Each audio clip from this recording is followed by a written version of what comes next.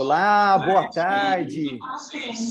Muito prazer aqui, muita alegria estar com vocês aqui. Meu nome é professor Cláudio Paris e eu quero fazer uma saudação aqui, saudar o meu colega que estará aqui comigo, o professor Jacó dos Santos Biziac. Muito boa tarde, professor Jacó. Olá, gente, boa tarde. Estamos juntos, né, porém separados, respeitando as condições sanitárias para a gente conseguir viver essa educação, falar sobre educação.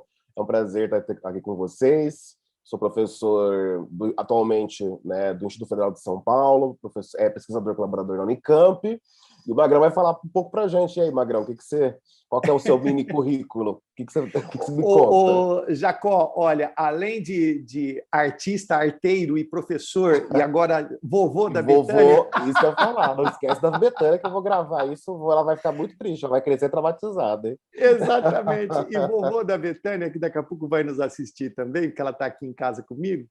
Eu sou professor, minha formação, nós tivemos a alegria de trabalhar juntos um momento, sou professor de pré-vestibular, já trabalho desde o século passado, muito antes do século passado. Mas também sou mantenedor escolar, tive várias experiências de gestão escolar. Fui gestor escolar de uma escola gigantesca religiosa, de irmãs de freiras, né, que tinham desde o ensino infantil até o ensino médio.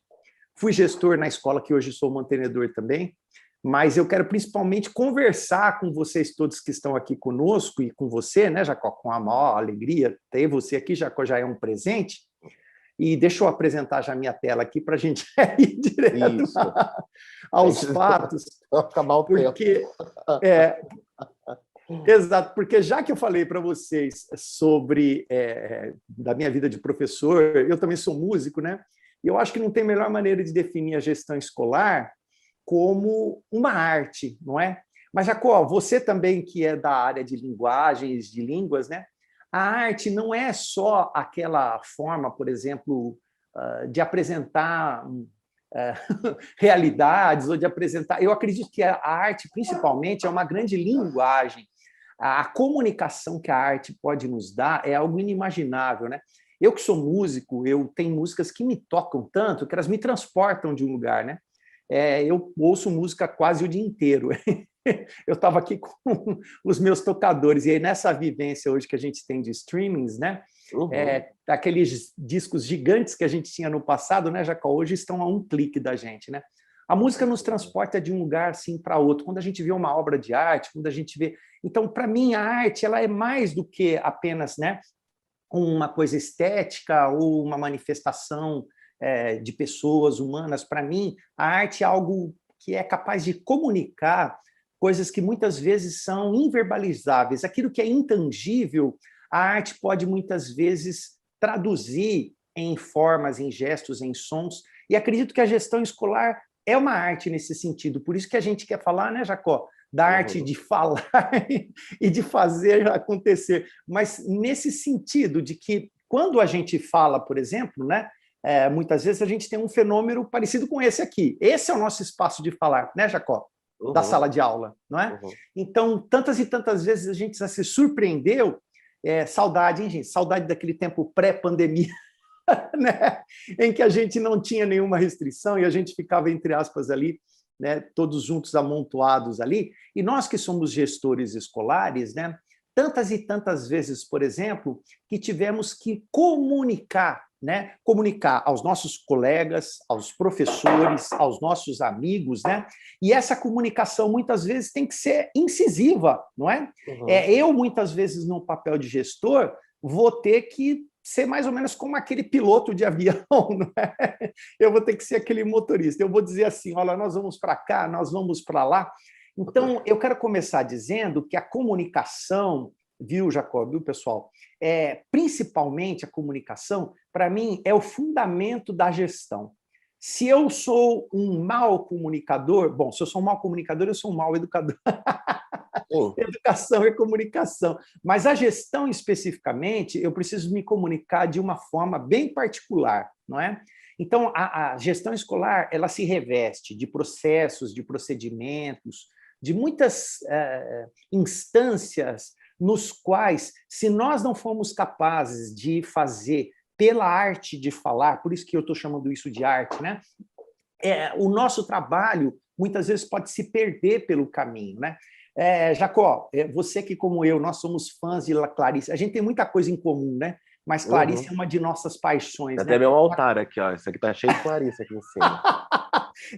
Você já colocou ela no lugar devido dela. Aqui em casa tem um altar para ela também. Jacó, o que eu não sei dizer, Clarice, hein?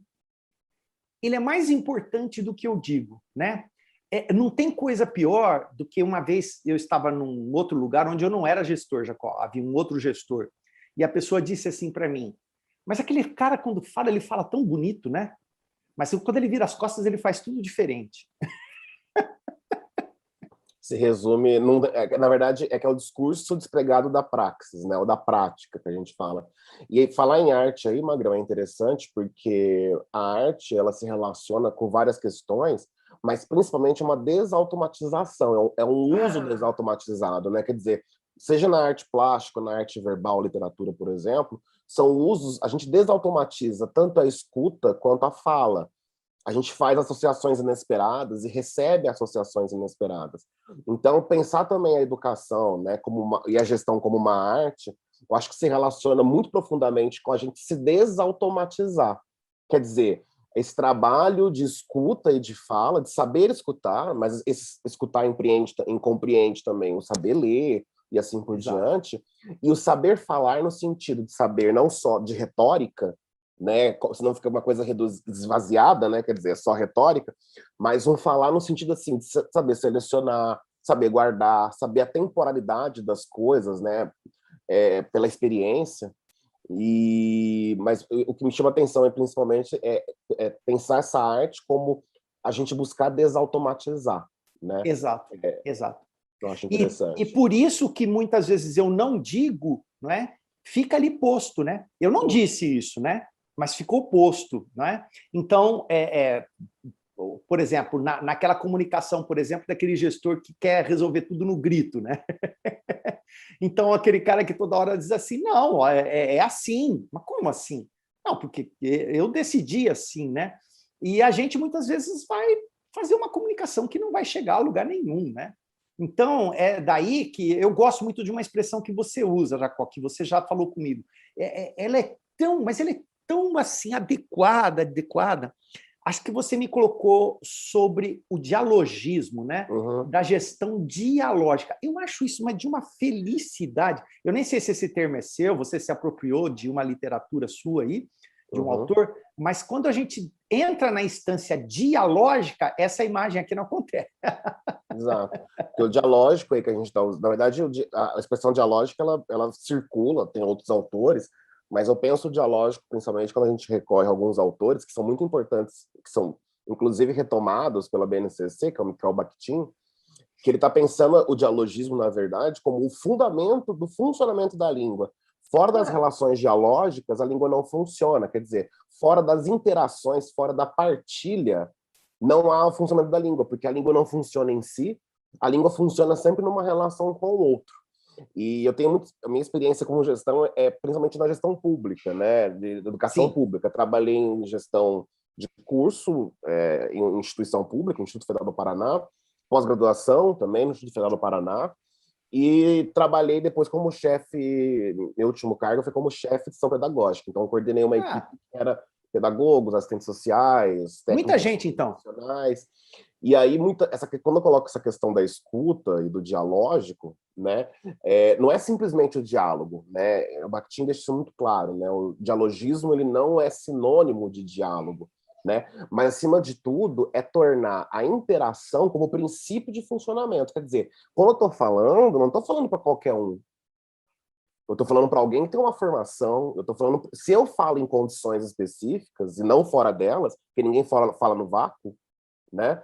Quem está recebendo também recebe em condições específicas. E aí eu vou falar uma coisa que eu já escutei alguém falar em palestra, que eu acho muito importante. A gente não pode exigir que a pessoa entenda o que ela não tem condições naquele momento de entender. Incrível. Daí a importância da formação.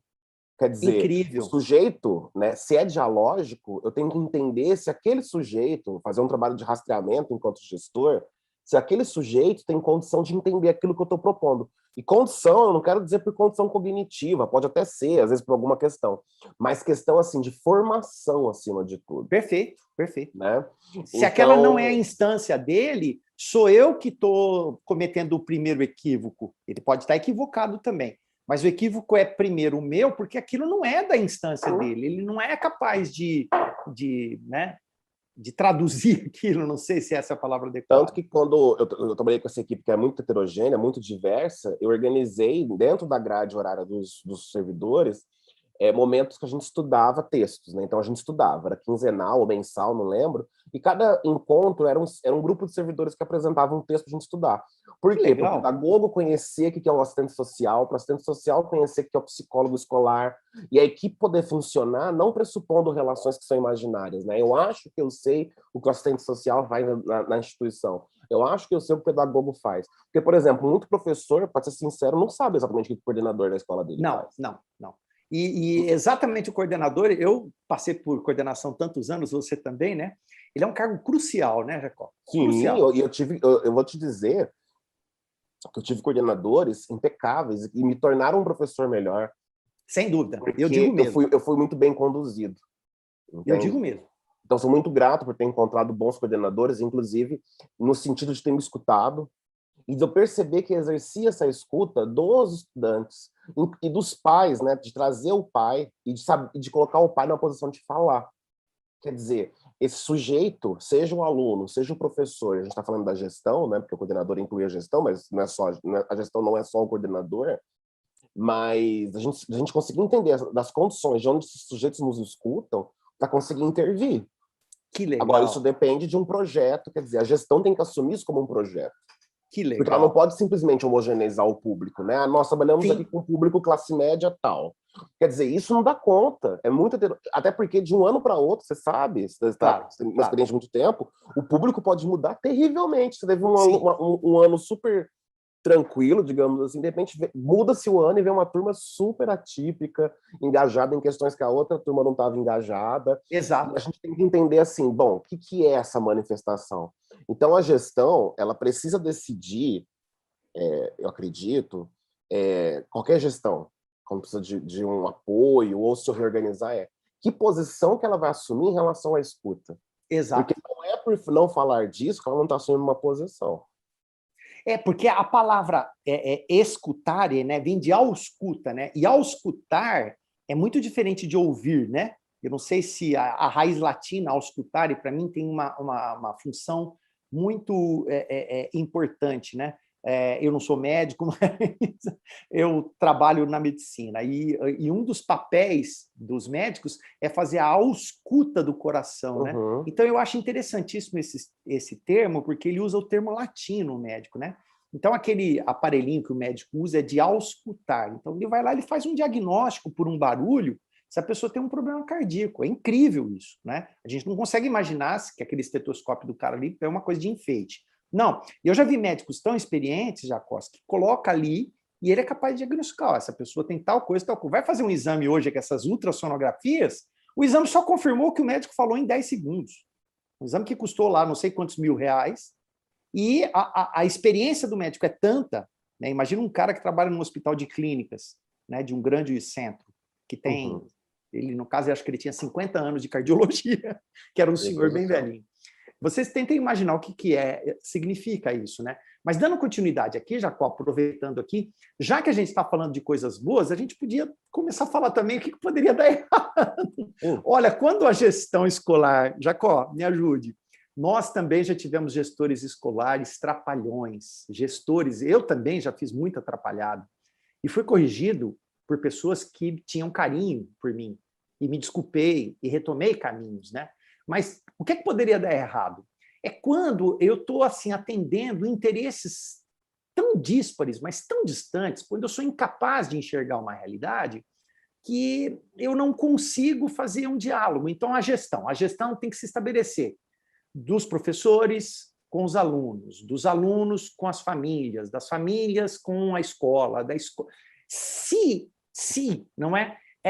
Eu tenho um colapso daquilo que é a grande obra da nossa escola, que é o conhecimento, porque qual que é a diferença de informação e conhecimento, basicamente, né, Jacó?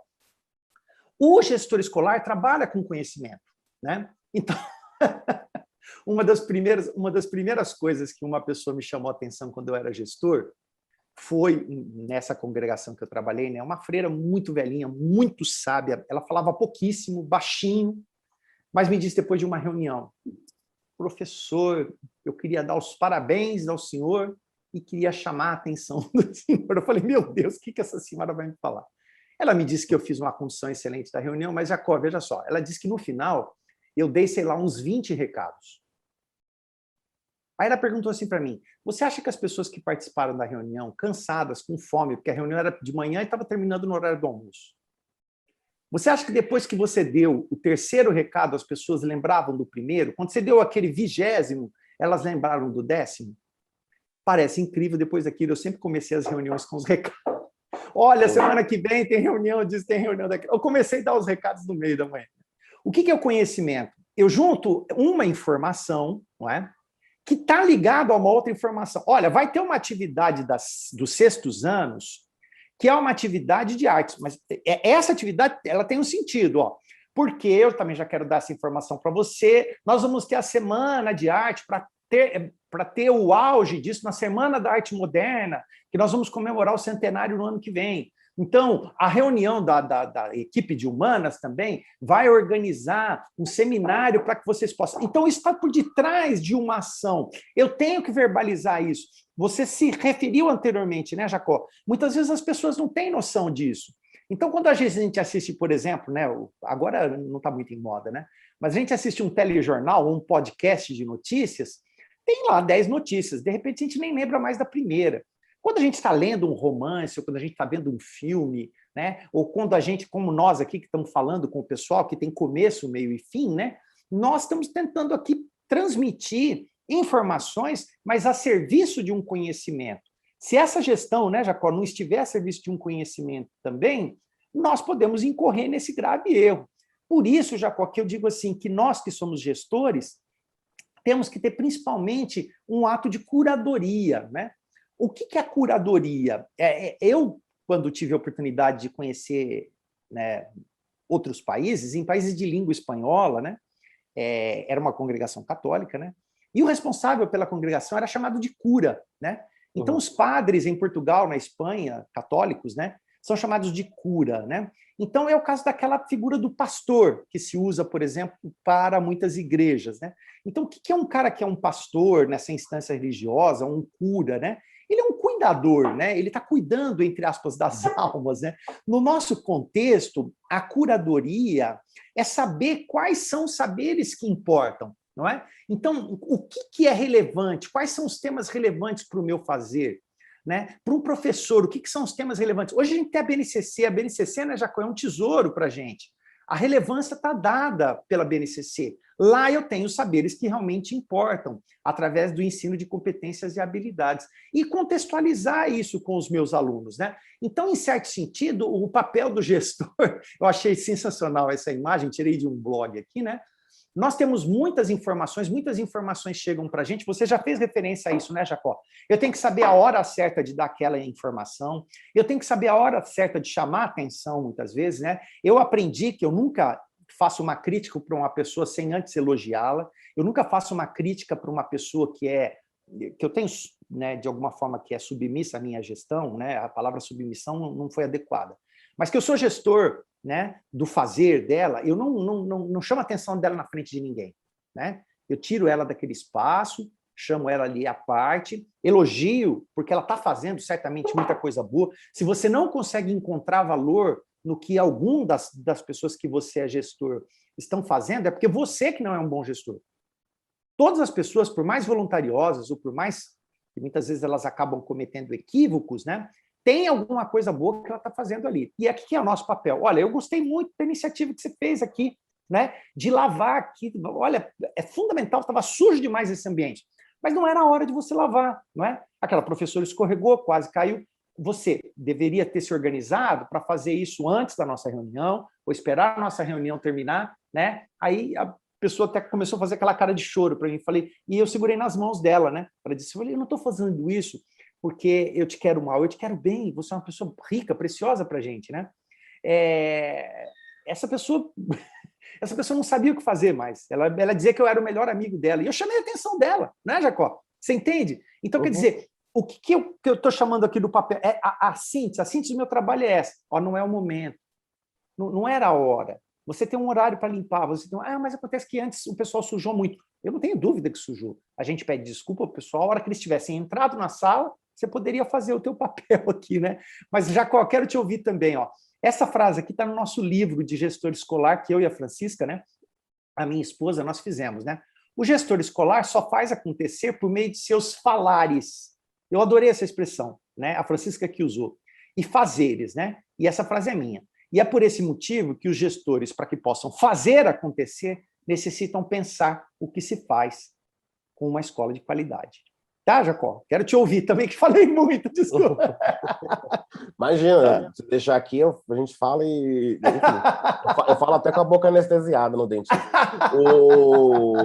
Na verdade, você falou uma coisa muito importante, retomando a questão do dialógico, né? O dialógico é essa partilha, essa interação, só que é uma interação direcionada, porque tem o conceito de trabalho, que é fundamental. E o trabalho, né, entre outras coisas, o que especifica o nosso o trabalho, né, humano, digamos assim, o trabalho vivente, é que a gente tem a capacidade de projetar, quer dizer, a gente abstrai antes de concretizar, a gente não vai chegar lá e concretiza, eu só faço, eu abstraio. E essa abstração também, ela está conectada com outros saberes, com outros dizeres, com outros textos.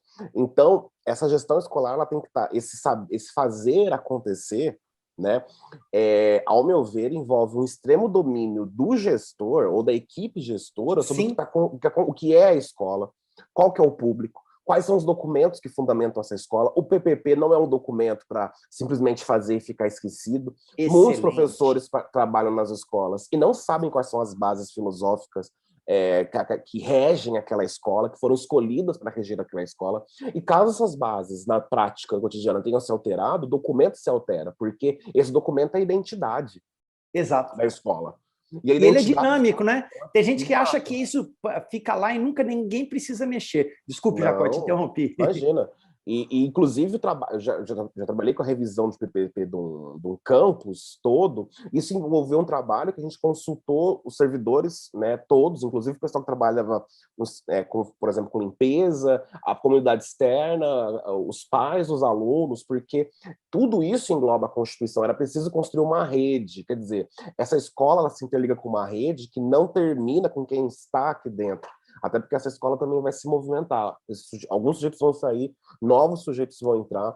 Então, isso fazer acontecer inclui eu digo um rastreamento, mas um estudo, um levantamento de quem que é esse público nesse momento, o que esse público precisa agora, e segundo a filosofia da escola, o que ela pretende oferecer para o futuro para esse público. Porque escolha de livro didático, escolha dos professores que vão trabalhar comigo. Tudo é a partir desse público que eu tenho hoje e do projeto que a escola se propõe. Né? Esse fazer acontecer. Porque senão a gente entra num discurso do senso comum sobre educação, de que, por exemplo, o professor pode ser um trabalho para renda extra. Não, professor, a gente estuda para ser professor. Sem dúvida. A gente estuda para ser, a gente faz licenciatura, porque da mesma maneira que o médico ele vai ser responsabilizado se ele fizer um diagnóstico errado e prescrever um remédio errado, o professor também ele tem que saber o que ele tem que prescrever. Né? Quer dizer, e não é simplesmente um trabalho de fazer o que fizeram comigo, senão as coisas não se transformam. Né? Eu tenho que saber assim, é claro que eu vou usar essa memória, mas eu tenho que perceber como que ela se atualiza nesse público hoje, o que esse público precisa. E isso não pode ser senso comum, isso tem que ser um trabalho de formação desse gestor, né? Com a escola, integrando essas pessoas para falarem, e principalmente engajando, né? Quer dizer, muitas vezes o aluno passa pela escola e ele nunca se engajou em nenhuma decisão da escola. Quer dizer, as coisas têm uma verticalidade, né? E isso não é assim que o aluno vai, né? Vamos ouvir o aluno no sentido de saber quem que é esse aluno. E que muitas vezes, se ele participasse da decisão, a regra seria muito mais eficaz. Exatamente. Né? Não, e é assim, o que a gente chama de escola de qualidade, né, Jacó? É assim, a gente englobou nessa obra que nós pensamos e fizemos, em que inclusive é da própria Editora do Brasil, essas chamadas esferas de atuação, né? Então, o que eu chamo de esfera administrativa é que nós temos todos os procederes de administração. Por exemplo, você que está numa escola pública, quando você foi gestor de uma escola pública, você deve, assim, escrupulosamente, né, obrigações para com as outras esferas todas, porque se movimenta com dinheiro. E o dinheiro público é o pior dinheiro que tem, que eu digo, né? Porque ele não é seu, né? A gente de escola privada, teoricamente, por exemplo, eu sou mantenedor, né? O dinheiro é meu, né? Não é que o dinheiro é meu, o dinheiro é da escola, da comunidade, mas eu presto conta para os meus pares ali, não é? Então, é uma instância muito, digamos, menor.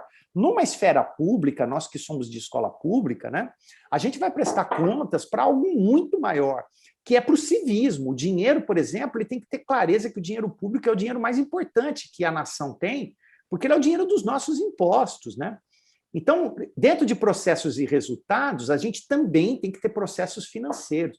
Então, a gente que muitas vezes que é de escola pública, e eu digo a gente também, porque eu também sou de escola pública, eu sou filho de escola pública, estou na escola pública agora como professor, como pesquisador, né? Os resultados que a gente tem que apresentar também são resultados financeiros, né? Jacó, acho que uma coisa comum para a gente que trabalha, né, no aspecto da gestão financeira, nunca o dinheiro é suficiente para a gente fazer o que a gente quer. Aí eu vivi isso todos os dias. Mas todos imagina os dias. na escola. Mas, Jacó, é assim, não adianta. Por exemplo, certa vez eu ouvi um gestor muito, mas muito brilhante, assim, dizer assim, eu quero pensar de um dia que nós, da escola, vamos ter todo o dinheiro que a gente necessita. Eu falei, esse dia não vai acontecer. Todo o dinheiro que a gente necessita, se você for lá nas nações mais ricas, mais desenvolvidas, eu pensei nos escandinavos lá, né? Suécia, Finlândia, Dinamarca, eles têm também restrições. Eles que são riquíssimos, que investem centenas de vezes mais per capita por aluno, né, do que nós aqui no Brasil, eles também têm limitações. E essas limitações, obviamente, são feitas lá na esfera deles, aqui na nossa também. Na esfera pedagógica também a gente diz assim, mas se eu pudesse ter um professor melhor de matemática, não, você tem professores excelentes.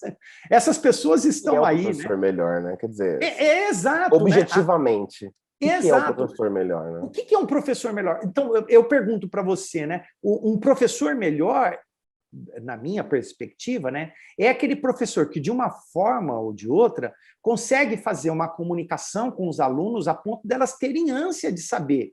Né? E o professor de matemática, e agora eu não sou da área de matemática, viu, gente? A minha área é de natureza e o Jacó é um professor brilhante da área de línguas e linguagens. Mas quando a gente fala com professores de matemática, que são professores brilhantes e envolventes, esses professores, muitas vezes, eles são professores adorados pelos alunos, né? E eu acredito que nessa esfera da comunicação e do fortalecimento institucional de uma cultura de clima escolar, que a gente poderia até tratar num outro momento, que nosso tempo já está esgotando aqui, não é? São indispensáveis para que, quando eu tenho professores, alunos, coordenadores, gestores, funcionários, que estabelecem essa instância dialógica, eu acredito que isso pode se fazer acontecer, né? Então, vale mais mesmo, não vale, Jacó? Com certeza. Tem razão, vale mais mesmo. Né? Que imagem que vocês tiram daqui da nossa fala, né? Esse é o livro, vocês podem encontrar aqui, né? Esse livro aqui, a loja virtual aqui, tem uma parte do texto ali, como a gente vê com esses, né, grandes aí, edições que colocam à disposição o livro para o público, né? Mas a gente agradeceria se vocês pudessem analisar, dar um retorno aqui para a gente na editora, né? Gestão Escolar de Bolso, Arte de Falar, Fazer e Acontecer, eu e a Francisca, né? E eu passo a palavra aqui para você, e, infelizmente, assim, já se despedir aqui. Agora, não, eu espero que a gente tenha conseguido empreender. Infelizmente, a gente não tem o tempo aqui para entender a escuta, né? A gente ficou mais monofônico, né? Ficou centrado mais na gente. Mas, de qualquer maneira, enquanto autores também da editora, há um canal aí de comunicação, né? Esse canal ele pode ser construído, ele pode ser incentivado, e que a gente está à disposição para trabalhar junto com as escolas, né? Tomando a educação não como uma renda extra, mas tomando a educação como uma condição de respiração, na verdade. Então, que isso seja o início, né? Para a gente poder, enfim, fazer um trabalho todo mundo junto. Né? E nós que estamos aqui nesse evento, vocês têm esses canais que o Jacó falou, e a gente agradeceria grandemente se vocês pudessem fazer críticas, sugestões e dar um feedback aqui para a gente. Eu quero abraçar toda essa equipe gigante. Gente, vocês não têm ideia o tanto de gente que tem por trás aqui, das câmeras aqui, para que a gente pudesse chegar até vocês, né? Mas eu quero dar um abraço especial à nossa amiga Vivi, que foi tão atenciosa com a gente, e o Alan, que agora, no imediato aqui, pôde nos acorrer aqui, nos acudir aqui e nos auxiliar. Vocês foram os verdadeiros curadores, nossos gestores queridos que a gente abraça, e a gente abraça todo o público aqui e manda um tchau. Tchau, Jacó! Tchau, tchau, Beijos para todos. Beijo, Beijos. Jacó. Ótima Beijo a todos tarde. vocês. Até mais. Boa tarde. Tchau, Bom tchau, evento. pessoal. Tchau, tchau. Muito obrigado. Bom evento.